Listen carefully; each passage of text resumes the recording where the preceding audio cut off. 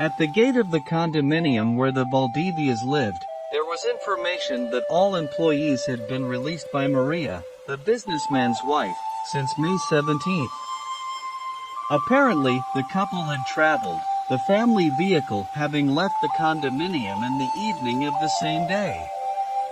Ramirez found that Maria's car, a BMW station wagon, had remained in the residence's garage.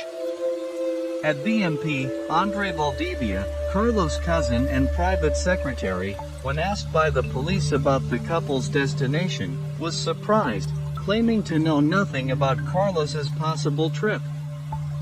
He said he was surprised there was no one at his cousin's house when he called him on the 18th. Andre gave Ramirez a photo of Carlos, and Fritz's identity was revealed. At the hospital, Carlos showed signs of understanding what was being said around him, but he was unable to speak, limiting himself to following the movements of the nurses and doctors who were examining him. His medication was based on painkillers and antibiotics. At the surgery site, they applied daily dressings after bandaging his head. After a few days in the serum, the patient began to receive a normal diet. An investigation by the technical police found gunpowder residue on Carlos' right hand, suggesting that he had fired a firearm.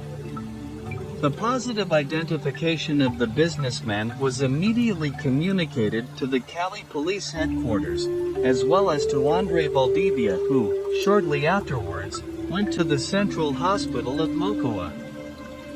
Sometime later, Andre and Ramirez entered the room where Carlos was. The temperature had dropped a lot due to a cold air front that had parked in the region. In the wardroom where Carlos was, Andre and Ramirez noticed the helpful way in which the nurses treated the patient. There seemed to be a bond of sympathy, perhaps motivated by the coexistence of those with the patient they had saved.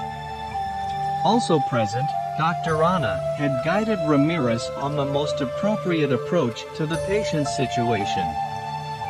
The policeman then asked Carlos simple questions and, with each word Ramirez said, the cold made him exhale puffs of steam. He started by asking what Carlos remembered and if he knew who had shot him. The only response he got from Carlos was a straight look with a fearful expression. He held the doctor's hand while the policeman persisted in trying to generate some reaction from the patient. After a few minutes, Andre, in an instinctive reaction, hugs his cousin and, with tears in his eyes, asks Ana about his cousin's painting. Carlos, apparently frightened by that approach, tightens his grip on Ana, who calls a nurse and asks that the two visitors be taken to a side room. Ramirez had obtained information that Carlos' Mercedes had been seen leaving Salger's condominium, also by local residents who reported seeing only one person in the vehicle.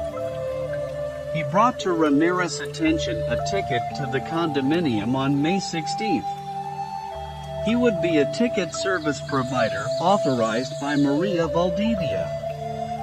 The man allegedly claimed to be a plumber and walked in at 7 p.m. Of the same, there was no record of the exit. Ramirez had gotten a summary description of that plumber.